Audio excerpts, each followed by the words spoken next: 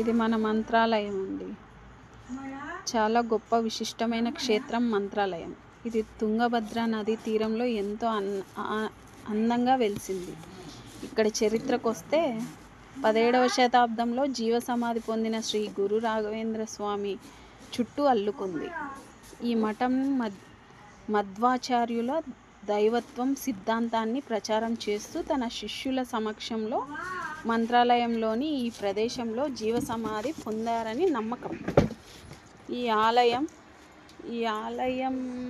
ఆయన సమాధి స్థానం. ఈ ఆలయం ఆయన సమాధి స్థానంగా ప్రసిద్ధి చెందింది. దీన్ని సందర్శించడానికి ప్రపంచం నుండి నలుమూలల నుండి భక్తులు వస్తుంటారు. ఈయన ఒక దైవదూత అని విష్ణువు యొక్క గొప్ప భక్తులలో ఒక్కరైన శ్రీ ప్రహ్లాదుని పునర్జన్మ అని నమ్ముతారు. ఈ మఠంను కుంభకోణ మఠం అని కూడా పిలుస్తారు. కర్ణాటక నుంచి ఎక్కువ భక్తులు వస్తుంటారు. గుడి దర్శనం గురించి వస్తే ఉదయం 6 గంటల నుండి మధ్యాహ్నం 2 వరకు, సాయంత్రం 4 నుండి రాత్రి వరకు ఉంటుందండి. ఇక్కడ ప్రసాదం ఎంతో రుచిగా మనసుకు చాలా నచ్చుతుంది. ఇక్కడ ప్రసాదాన్ని పరిమళ ప్రసాదం అని కూడా పిలుస్తారు. ఏకాదశి రోజు ప్రసాదం ఇవ్వరు. గుడి లోపలికి మగవారు అంగి వేసుకొని వెళ్ళరాదు. ఇది ఇక్కడి నియమం. ఇక్కడికి వెళ్ళి ఇంటికి రావాలా అనిపించదు.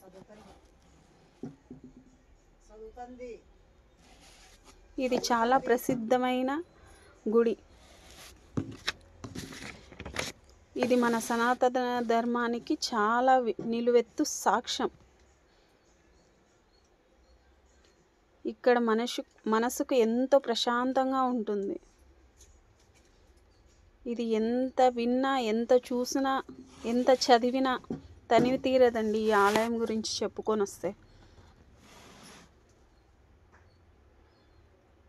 తన శిష్యులతో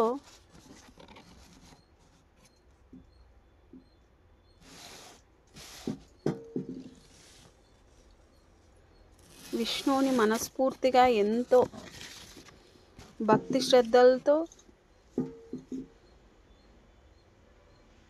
ఆయన కొలిచేవారట. ఇక్కడ సిద్ధాంతం చాలా ప్రచారంలోకి వచ్చింది. ఆయన జీవ సమాధి ఇక్కడ మనకు దర్శనం ఇస్తుంది.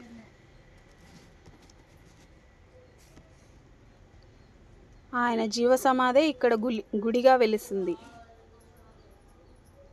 ఇక్కడ చాలా ప్రచురించబడిన కావ్యాలు, గ్రంథాలు ఎన్నెన్నో ఉన్నాయి మ్యూజియంలో.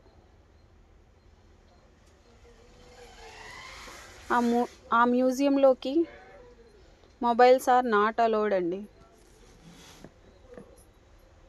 మంత్రాలయ క్షేత్రం గుడిలో కూడా ఫొటోస్ అవి తీయకూడదు.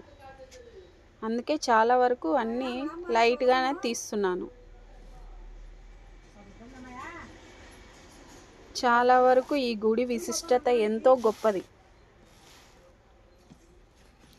ఇది మన తుంగభద్ర నదీ తీరాన ఉంది.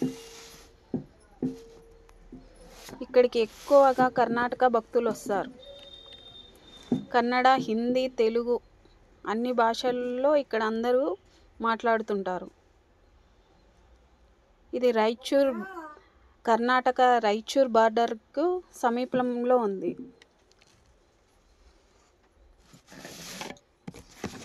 మన ఆంధ్రప్రదేశ్లో ఎంతో ప్రసిద్ధమైన గుడి ఇది.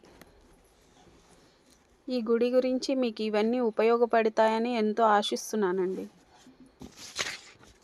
నాకు మాత్రం చాలా నచ్చిందండి ఈ గుడి. ఈ గుడి విశిష్టత చెప్పే కొద్దీ చెప్పాలా అనిపిస్తుంది. ఇది ఆంధ్రప్రదేశ్కి చెంది కర్నూలు డిస్టిక్కి సంబంధించినది.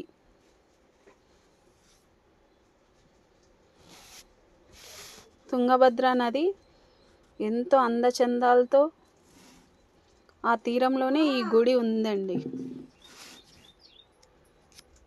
ఆయన జీవ సమాధి చూస్తుంటే ఆయననే చూసినంత ఆనందంగా ఉంది. తన శిష్యుల సమాధులు కూడా, జీవ సమాధులు కూడా అక్కడే ఉన్నాయండి. చాలా చాలా చాలా పెద్ద గుడి అండి. అసలు ప్రసాదం అయితే చాలా మనసుకు ఎంతో రుచికరంగా అనిపించేలాగా ఉంటుందండి. మైమరిచిపోతాం మనమే ఆ ప్రసాదం తింటే. కానీ ఏకాదశి వలన మేము ఆ రోజు తీసుకోలేకపోయినాం. అప్పుడే అర్థమైంది ఏకాదశి రోజు ఇక్కడ ప్రసాదము ఇవ్వరని.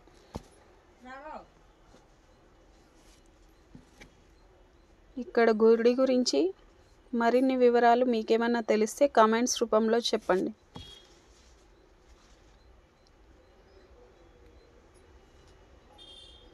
ఆయన గొప్ప విష్ణు భక్తుడు కావడం వలన చాలా వరకు విష్ణు భక్తులు వస్తూ ఉంటారు. దేశం నలుమూలల నుంచే కాదు, విదేశాల నుంచి కూడా వస్తుంటారు ఇక్కడికి. ఓకే ఫ్రెండ్స్, ఇవి ఈరోజుటి మంత్రాలయ వివరాలు. మీకు ఇవన్నీ ఉపయోగపడినాయని ఆశిస్తున్నాను. Bye friends.